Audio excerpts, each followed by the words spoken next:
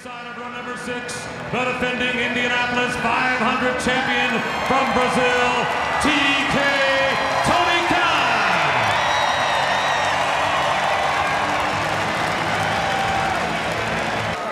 Row 4, starting on the outside. He plans to run an extra 600 miles today.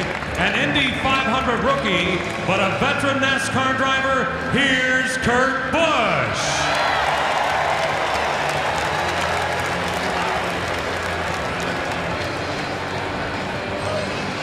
In the middle of row 4, the 2008 500 winner, 3-time IndyCar champion, Scott Dixon. On the inside of row 4, returning to the 500 for the first time since winning this race 14 years ago. Welcome back, Juan Pablo Montoya. In the middle of row 3, a former Freedom 100 winner from Tennessee, driving for Sarah Fisher Hartman Racing, Joseph Newgarden. On the inside of row 3, last year's Indy 500 runner-up, driving for Andretti Autosport, Carlos Munoz. Now to row number 2, on the outside, making his 9th start from Nazareth, Pennsylvania. Please welcome Marco Andretti. The middle of row 2, the winner of the inaugural Grand Prix of Indianapolis from France, Simon Pagenaud. On the inside of row number 2, a 3-time Indy 500 champion from Brazil, it's Helio Castroneves.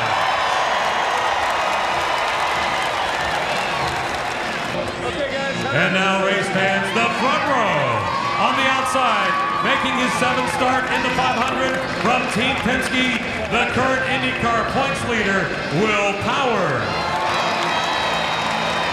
In the middle of row number 1, driving for Andretti Autosport, they call him the Mayor of Hinchtown.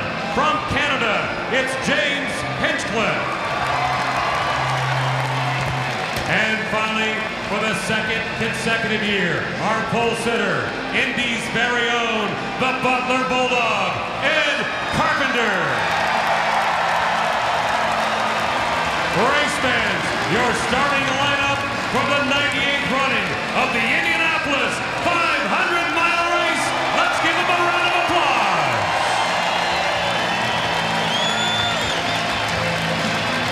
This race is special for everyone involved, all 33 drivers, but for this man, he's been here as a kid. His family has owned this racetrack his entire life.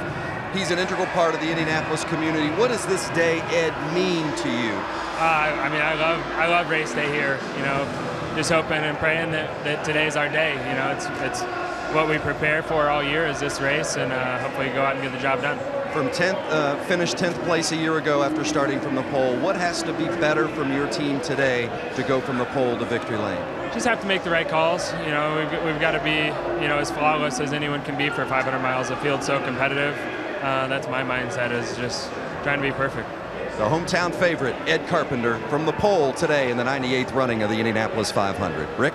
Well, Juan Pablo Montoya has driven on a lot of tracks and a lot of race cars, but he's only driven the Indy 500 once, back in 2000, but that's all it took to become a winner. Now, you've changed a lot since then. That was 14 years ago, but how are you different as a driver today than when you won here? Well, I think I'm a lot more experienced, a lot more mature. I think, you know, being here with Team Penske and, you know, the Verizon car, I think is really exciting. I think I got a really good shot at it.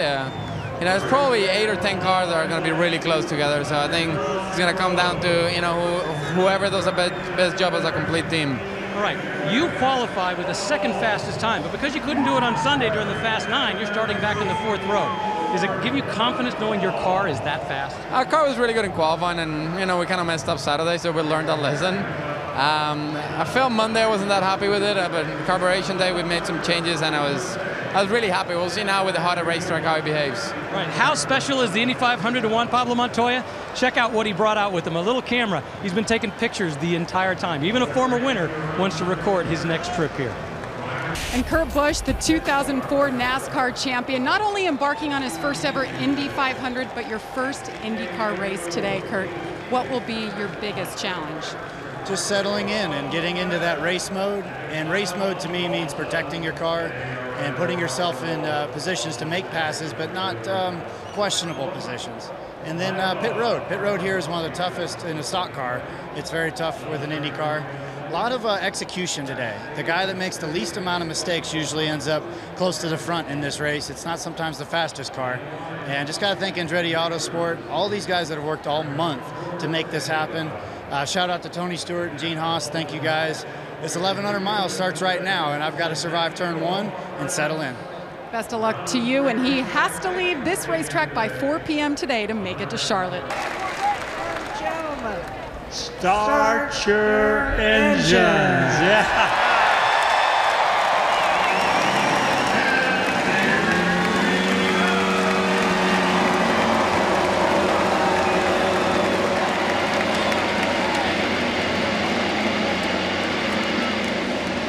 And as we've gone through the month of May and talked to the drivers, they talk about their cars, they talk about the strategies, but they talk about the emotions of this 500-mile journey. What is today like for the drivers? Today is the most difficult day of the year for them. From the moment they woke up this morning, they've been trying to empty their head of everything that they do not need. They're going to have to focus on the most difficult start you will have anywhere in racing.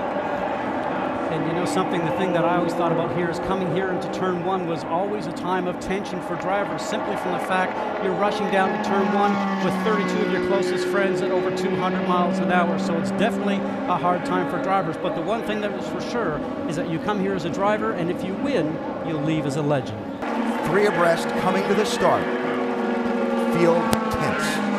Everybody's extremely tense. Everybody knows that they have to get through it without having a problem, but inevitably somebody will see an opportunity and start racing way too early. But having these 3 cars abreast is not easy. Everyone wants to win. Only one will. Coming down for the start of the 98th Indianapolis 500-mile race.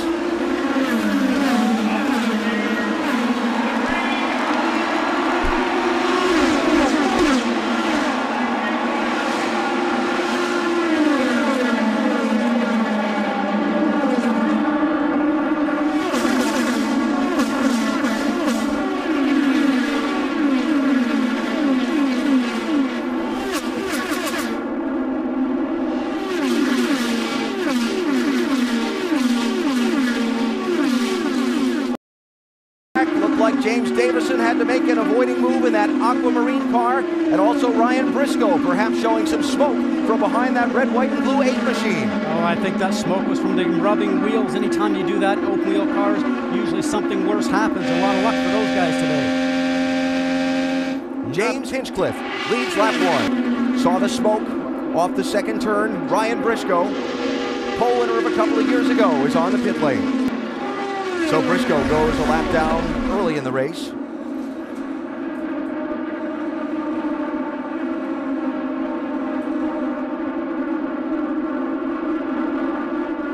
Wow. Briscoe very lucky, off of the wall. They were both very lucky. This is a dirty area. He's up a little too high. They call that in the gray area. He's going to run out of track right now. He does a little touch to Villeneuve's car, and he has to respond, go over to the left. And David gets through. Look how sideways he is, and the lock up from Davidson's brakes right now. So not something you expect on lap 1. That smoke we saw was both cars braking, not both cars rubbing of their tires. The second lead change of the Indianapolis 500 after James Hinchcliffe got the lead from Ed Carpenter on the start. Carpenter has gone back around Hinchcliffe and is out in front. The pole winner last year did not get the finish he was hoping for. Carpenter hoping to win from pole position this season. He leads after 13 laps. These race cars with open tops. Hinchcliffe taking a piece of debris off the head at 170 miles an hour. And after having to sit out a few days, was medically cleared to drive. Qualified on the front row, as Jamie said, and he's running second right now. And Ed Carpenter told me they were really focused on making sure their car was the fastest in the race. They learned their lesson last year, and they wanted to focus on having a good handling race car. Ed saying the car is great, whether he was in traffic or leading the race. So far, so good for the 20. You see him change 4 tires here. They'll fill him up with Sunoco fuel, and the great thing for him, he's in the number 1 pit box, so he has a clear out right ahead. Perfect pit stop for the 20 of Ed Carpenter. So the cycle of pit stops has run through. And there you see the front four. Hinchcliffe, Carpenter, Power, and Castroneves. A look at the pass for the lead. After those pit stops, he came out. He seemed to have a very good car underneath him. He turned around, got past Ed Carpenter. A nice timing coming out of turn 2. A great draft, gets the pass completed before he gets into turn 3, which is exactly what you want to do. You try not to go to a turn beside the guy. Yeah, Graham Rahal has been having some problems, concerned about the back end of the car. It wasn't going well. And then in their last pit stop, they couldn't get the jack to work properly. As a result, it was a very slow pit stop. Bringing him in again, trying to work out some of the problems. He's had a pretty tough month overall. Hasn't been able to get the speed, and really hasn't been able to figure out why they haven't been able to get the speed. And it doesn't look like today's going to go any better for them. Do you feel it tighten up or anything like that? I do. That's all. Now, generally, when they talk about tightening up, they're talking about what's under the engine cover. It could be that, or it could also be maybe a problem in the gearbox or something. There's that jack falling off. Jack went up and down, and, you know, Graham has had a struggling week. I got an opportunity to play in the Graham Rahal Foundation golf tournament this week, and he really shared with me. He just said, I'm not sure why we don't have the speed. Yeah, he came on. Just shut off. That's the problem. He's been having the suspension problems I talked about earlier in terms of the setup, but this is a much bigger problem. He said for whatever reason the engine shut off, no warning. Now he's in pit lane and they're trying to sort out the problem. That's tough luck for the son of the 1986 winner. Watch this. Townsend Bell, Tony Kanaan. Yikes. He hit Tony Kanaan's car that looks like he brushed up against the wall. Everybody's being very defensive very early on this race. Normally you'd see that sort of thing of the last 40, 50 laps. Because of that, so everybody's taking the advantage. Oh, look at this, in between. Side by side, my goodness. In between 3 and 4. Juan Pablo Montoya around Townsend Bell into 10th position. And the squeeze. Ryan Hunter-Reay in the yellow car. As somebody told him the race is going to be a shorter version of the 500. Beginning to see the next round of green flag pit stops. Jack Hawksworth, very impressive young driver from England. Marco just passed 2 cars, goes one lap. That was the roar of the crowd that you heard, and it put. And Castroneves was in the middle of that group, Alan, the whole time, so maybe he's managed to stretch his field a little bit more. Doc? Marco Andretti, when the race began, said the car was sliding, but Kyle Moyer added downforce with a turn of front and a turn of rear wing, giving more total downforce, which Marco really likes. There should be tires and fuel only this time, trying to get it completely full. Right side, left side tires going on. No other adjustment for Marco. Oh, someone with the outside rear. They made a minor air pressure adjustment in the tires last time, along with a wing adjustment as well. The goal is to make those minor changes. He's been happy with the car overall. Now he's got a problem in the back. They were trying to make, looks like they're trying to make a rear wing adjustment, and it's going a little bit longer than they anticipated. There is a small device in the back where you can change the angle of the wing. When they have a problem with that, obviously it's going to take a lot longer. And you see him go in the back, they've got to restart the car as well, so now you've got a problem in the back. You see the frustration with Tony Kanaan as his hands go up in the air. This is an awful lot of time during green flag situations to be sitting in the back of this car. It would take a miracle to get him back in the race after having lost this many seconds in the pit, Scott, to have a chance of winning. Helio Castroneves, yellow car, the race leader, followed by Marco Andretti, Ed Carpenter, and now Ryan Hunter-Reay, after starting 19th all the way up to 4th position. While those drivers are having great days so far, disappointment for Graham Rahal. His car being pushed back to gasoline alley. The report we get is that there are electrical problems that will take the 15 out of the race. And Tony Kanaan still sitting frustrated on the pit lane, Rick. What a run. The biggest mover in this race, the 19-year-old who skipped his high school prom to race in the Indianapolis 500. Sage Karam from Nazareth, Pennsylvania, known for race fans as the hometown of the Andretti clan. And he was, they didn't allow him to do, look at this, he's making a run. Inside, outside, they didn't let him run as much as he would have wanted to during the week of testing because they wanted to make sure he got up to speed progressively. Helio Castroneves gives up the lead, following the rookie James Davison, who's exiting from his pit stop. Jamie? 60 miles per hour down pit lane. Helio Castroneves has led the most laps today of any other driver. What's making him a bigger threat, his car not only is good out in clean air, his car is good back in the pack around other cars. Helio said 3 laps ago to Roger Penske, I don't need any change because the car is that good, leave it alone, give me new tires, fill it up with Sunoco fuel that took extra time. That's a bit too long, 10.2 for Helio Castroneves. Mikhail Aloshin in, and there are troubles on the back end of that 7 car. Very impressive, very quick in his rookie season and in his first ever trip here to the Speedway on an oval track. First ever oval track, period. So after Montoya pits, it'll become Ryan Hunter-Reay, who's the new leader, followed by Helio Castroneves. There will be the lead group.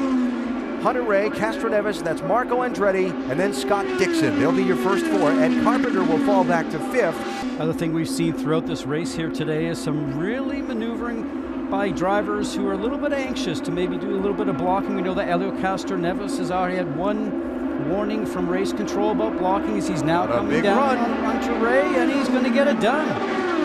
And they work together. You see how they work together? Ryan Hunter-Reay did not hold his position and force him to take an outside line. And that makes a big difference. If they're going to keep pulling away, they have to work together. Interesting moment on the front stretch, riding with Will Power. And that's Plowman going pit lane. Creates all that congestion back there coming out for Scott Dixon and J.R. Hildebrand. I think a spotter didn't tell him that somebody was behind, because that was a lot tighter than you'd want to be. Oh, right by the wall, and the dust comes up because he's so close to the wall. A brave pass by a brave driver. Now the last stop, he had a blister on a tire. You see they just took off the rears there. An issue, perhaps we'll get more information, but they were watching those tires from Ed Carpenter. Now blisters on the back tires means the back of the car is starting to slide around. So unscheduled pit stop there for Ed Carpenter. Hunter-Reay really pulled away from Castroneves, who got separated in some traffic, and also maybe because he led so many laps, he's trying to nurse the fuel a little bit to get into a window. In the pits, blisters all over it. So the team just took precautionary action here. They took a pound out of the right rear for this run. So they're keeping an eye on those tires, but perhaps that air pressure adjustment will help. Newgarden on pit road, and the car was sputtering as it came by me. They're going to have to try to refire the car. He apparently had run completely out of fuel. The car has not fired. He's sitting there losing valuable time over the green as they have changed tires, and now they have an issue. Here comes the leader in Ryan Hunter-Reay. They talked about making no changes this time. Thus far, no wing change. They've only wait on fuel. Got to get completely full of fuel so they can maximize their fuel mileage. Hunter-Reay away. Circles around his teammate Carlos Munoz, who's on the pit lane.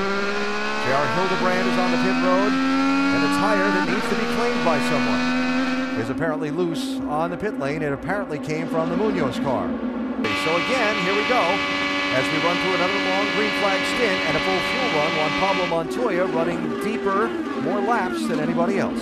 This is going to play into his favor as the race keeps going. Montoya last pitted on lap 99, which basically means he's gone 33 laps between pit stops, and that's not by accident. Early on, the team had said we need to work on fuel. They're making a rear wing adjustment because they said they want just a little bit more wing in this, a little bit more downforce. Right now, it's a clean stop, but remember, he can work hard to get out of these quickly. It's exactly what he wants to see, but you got to start doing the math. Will it take 1 stop or 1.5 stops to make it to the finish? So the new leader, Ryan Hunter-Reay, in that yellow car, the 2 yellow cars, Hunter-Reay and Helio Castroneves running 1 and 2. Updates, Will Power has just served a pass-through penalty for a pit speeding violation on the pit lane. Whoa, almost lost it under braking.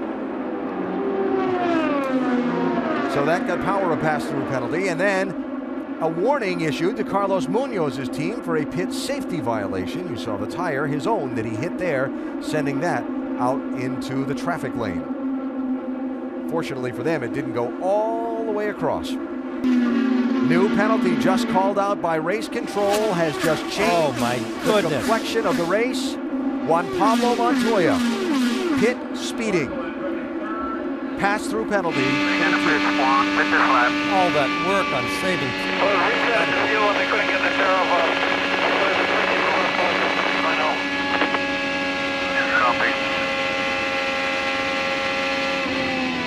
Just the drive through, Chief. Just keep going all the way through. two drivers from the Andretti Autosport team leading at the Indianapolis Motor Speedway. Marco Andretti swapping the lead with Ryan Hunter-Reay before this massive crowd on a spectacular Sunday afternoon here in Indiana. So at 350 miles, our Carfax race summary of the day: no cautions, 23 lead changes among 10 different drivers. The most laps led, Helio Castroneves, who's seeking his 4th win. Just 2 cars are out of the race. Buddy Lazier and Graham Rahal are retired. Tony Kanaan and Joseph Newgarden spent long times on the pit road with mechanical problems. They've both continued in the race, and there you see some of the drivers that have made big moves on the day, highlighted by the one in the middle, Ryan Hunter-Reay, who started in 19th position and has led 20 laps of this race, currently running in 2nd position. The yellow flag is waved for the first time in the Indianapolis 500. That's California's Charlie Kimball, who has spun.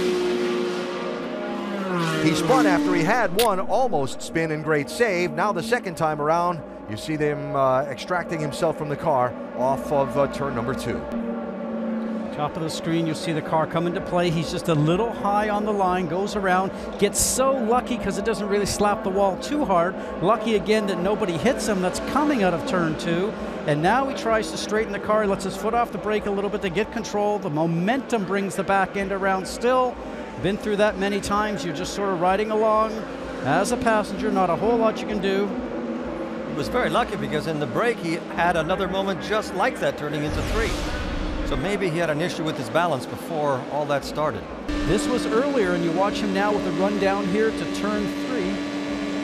Watch him above on the camera here. Outside.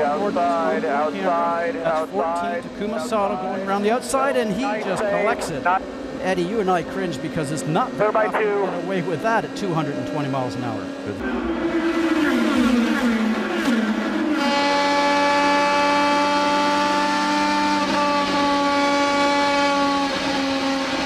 There goes Hunter-Reay. So Hunter-Reay, Carpenter, Andretti, Dixon, Castroneves as for the lead. Ed Carpenter goes back through. And here he goes again. Hunter-Reay back to the front. This leapfrogging can happen every lap from here to the end of the race. And it's fun. As drivers, we love it. Scott Dixon talked about taking downforce off the car. Would it be unmanageable? There's the answer. The former winner into the wall hard. And there he is already in the middle of the turn of turn 4. The car has already come around from him, so that means one of two things. The car was very loose where the back end wants to come around on you and had already swapped ends, or something broke on the car and then the car swapped around on him. We'll have to get a report from him. Those wing changes are so tricky. It's always a guess as to how much you can take out, and so often, if even a team like Ganassi cannot get it right, it just shows you what a crapshoot that is. And when they make those wing adjustments, what it does, it either puts downforce, more grip into the car, or takes downforce off of it and makes the car have less grip in the turn. And that's what he called for, Alan, because he felt that he did not have the speed down the straightaway, wanted less wing angle. What happened to Joseph Newgarden? We saw Dixon crash. There's Newgarden's car inside the corner.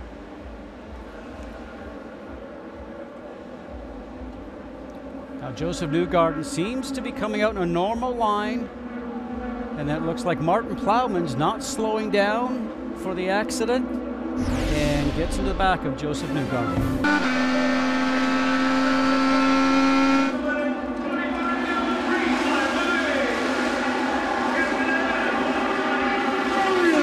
Hinchcliffe and contact with Carpenter.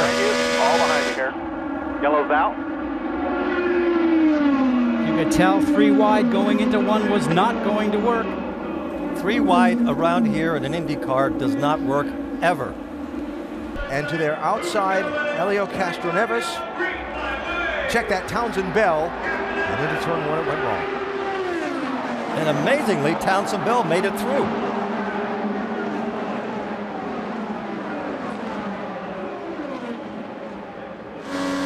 When the spotters will be telling him somebody's high, somebody's outside, outside, inside, out. Hang on, bud, hang on. See now with Ed's spotter, he told him that he was on the outside. Last minute, Hinchcliffe came on the inside. but as a driver, you also feel what's going on. Now we ride along with Helio Castroneves. You can see all the cars fan out, and to the surprise, there goes Hinchcliffe. Clear. A little bit bold. Go high. And Helio makes the right decision to go to the bottom, but the one who really put the pressure on the two inside cars was Townsend Bell, that had just a half a foot advantage to press them down in the lower part of the track, and then they touched. And on the onboard look we had from Castroneves' car, I believe it was, we actually saw Townsend Bell and Carpenter make the slightest bit of contact before Carpenter and Hinchcliffe bounced off each other. And that forced Carpenter down just enough to connect with Hinchcliffe. No caution flags through 149 laps today, and now a little rash of yellow fever has broken out. The intensity picking up as we get closer to the 500-mile mark at Indianapolis. We're back to the Brickyard after this from your ABC station. Hunter-Reay, Townsend Bell, Castroneves, Marco Andretti, Takuma Sato. The top five, they're 3 wide for second. Castroneves in the middle, Bell low, Andretti outside.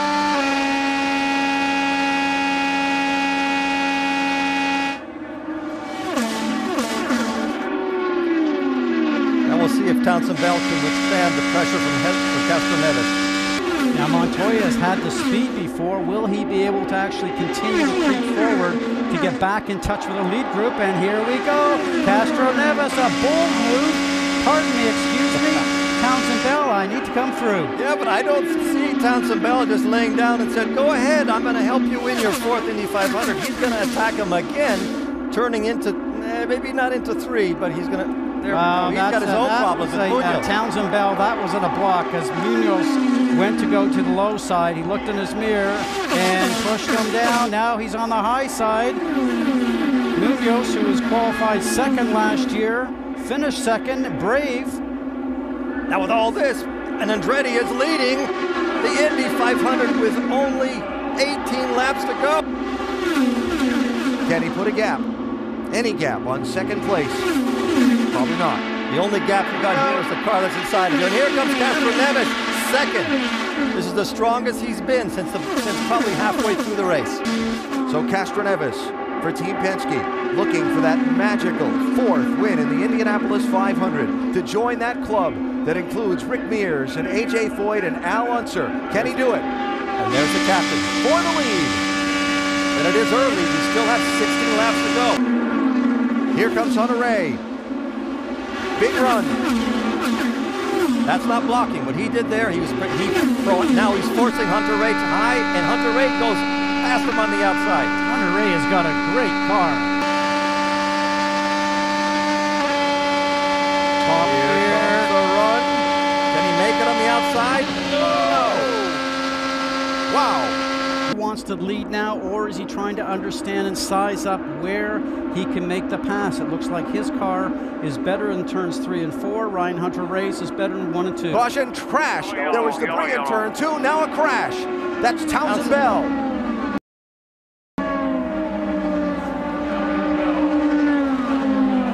Turn 4 is hungry today. See him come into frame from the right-hand side as we did. Something goes on with the car, guys, I think, mid-turn, Eddie, because that thing is gone. Now, we heard debris. Did he run over the debris? Did the tire get flat? We don't know. At the end of these races, when you have accidents and they try to pick all the debris, it's impossible to get it all. And it takes so very little to cut a tire. Well, the debris, I think, possibly that they talked about might have been ahead of where he had the accident. Yep. They're going to stop the race because there's so much debris to clean up in turn 2, and they want to give these fans a shot at seeing as much of a green flag shootout to the finish as they can. Look at all that debris they've got to pick up. Because they could not have cleaned it up in 9 laps. I think that's a great decision. Watch those two. Oh, Savager just gets the left rear tire of Jacques Villeneuve's Dollar General car as they're coming out of the turn, and that's the debris that we were going to go yellow for.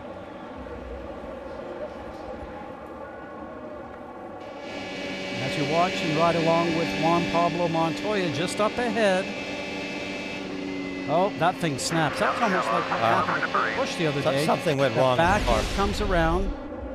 Repairs being made to the safer barrier, the steel and foam energy reduction system. that is on the inside of the concrete retaining walls around the speedway. One of the great safety innovations in motorsports to help cushion the impact of the blow, and that's left the field under the red flag. Estimated better than 200,000 here. They're all standing up. Here they come for the restart to see who wins the Indianapolis 500. Green flag.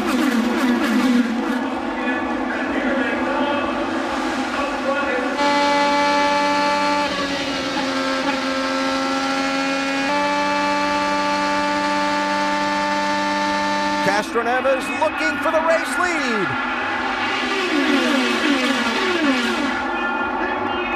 And here comes Marco. Hunter-Reay challenged by Marco Andretti to turn 3. Oh, that's close.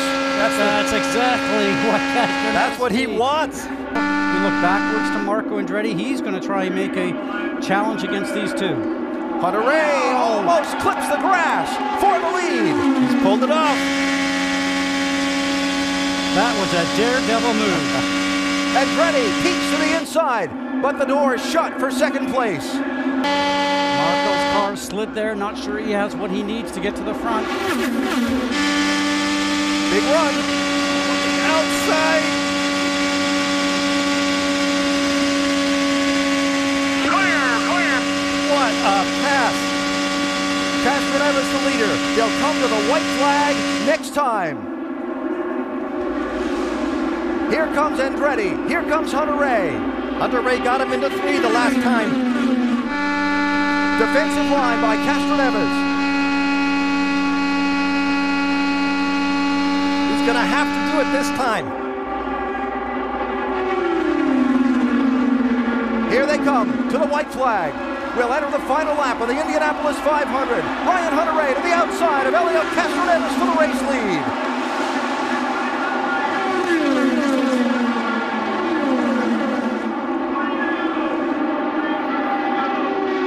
That kind of drafting warm up the photo finish cameras. Half a lap to go.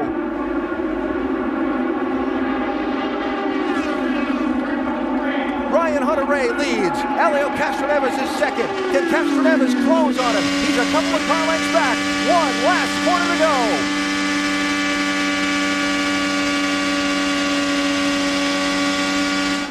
Checker flag is in the air. Here comes Castroneves. He won't get there. Florida's Ryan Hunter-Reay wins the Indianapolis 500. Captain America pulled it off. Awesome, man. Awesome.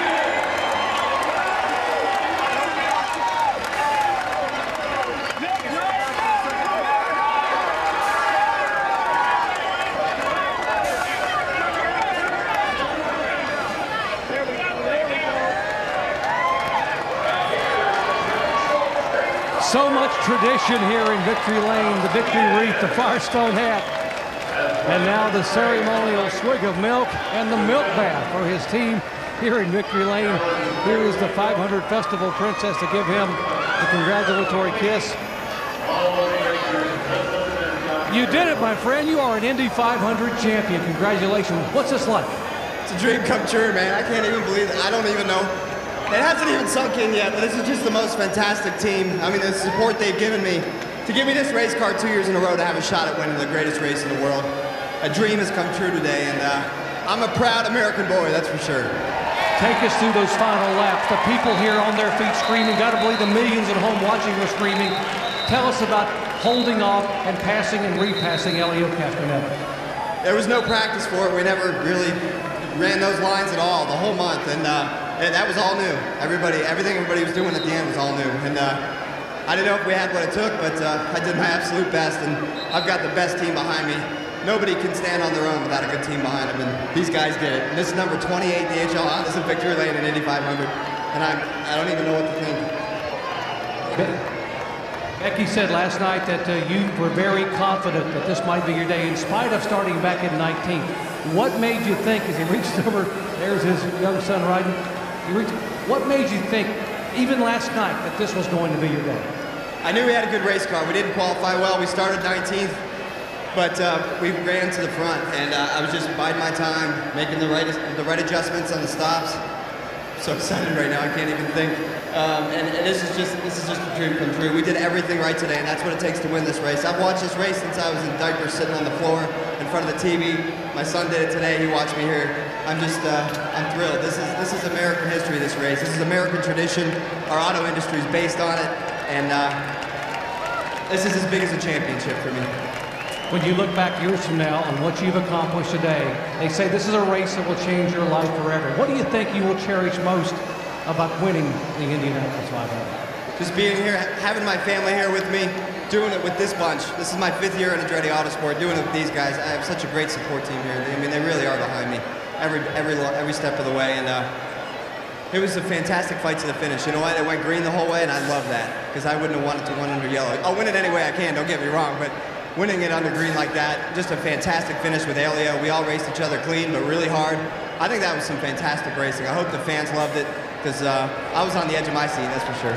Congratulations again to Ryan Hunter-Reay, a 33-year-old out of Fort Lauderdale, Florida. And there's his buddy Graham Rahal coming in. Michael Andretti over here, the car owner. Oh my gosh, what another celebration for Michael. His 3rd win in the Indy 500. Helio Castroneves, you came so close. Let's talk about those last couple laps. Well, certainly this stop kind of like break the rhythm, but I tell you what, first of all, congrats Andretti Green and Ryan Hunter-Reay. I mean, they did an outstanding job, and I want to thank Roger and my team, the Shell Pennzoil. I think the colors were so close to continue the tradition. But I'm so proud of the Shell Pennzoil boys. Obviously, AAA, Hitachi guys, Verizon. I want to thank everyone, because it was close. It's a shame, so close, but you know, today it's Ryan Hunter-Reay's day. Let's talk about that moment when you came into the pits after the race was over, and you just had to sit and think about it. What was going through your mind? Well, obviously, you know, the blood is still flowing. You want to make sure that when you say something, you say the right things. And right now, certainly, it doesn't take it away, the performance that we had. It's a shame. I want to give this to Roger so bad. I was pushing extremely. It was a great fight. I tell you what, guys, it was a great TV. I was having a great time. You know, it's unfortunately, second is it's good when second sucks, if you know what I mean. Helio Castroneves smiling, but he is truly hurting inside. Michael, why you were watching that pass a moment ago? You drove these cars. You know how tough that was. What were you thinking when you saw Ryan Hunter-Reay squeeze that car and make the pass? Well, I was a little worried when Helio made the pass on him there, right? I think it was like 2 laps to go, and he was able to get across his bow. And I thought he'd take enough air that Ryan would have to get out of it, but Ryan was able to still stay close. So when I saw that, I'm like, okay, he still has a shot at him, and he did exactly what he needed to do. You know, he got him going into one there in the last lap, and you know, that's what did it. You know, I knew Ryan was still in a good position at that point, but at that point, he still got to pull it off, and he did. You know, he drove a perfect last 6 laps there in the end after that red. Why is it so special for you? You said a moment ago to see Ryan Hunter-Reay finally get this race as a victory. Ryan's just been a huge part of our team. You know, he's just a great guy. He's a friend, and you know, to have him get a win here is just awesome. You know, he deserves it. You know, he deserves to have his face on that trophy, and you know, we're just so proud to have him on our team. And you know, if it couldn't have been Marco, he's the next guy I wanted, and I'm really happy for him. Not a bad finish for Andretti Autosport. Congratulations, Buck. Thank you. So proud to have, you know, 4 guys in the top 6. That's a great team effort. How about that for the day for Michael Andretti? Alan? And as you look at the top 10 finishers in today's race, 4 of these drivers had their best ever finishes in the 500, including Hunter-Reay, Kurt Busch. What an impressive 6th place run. And the rookie Sage Karam, 9th place in his first try here at the Brickyard, along with Sebastian Bourdais with his best ever run here.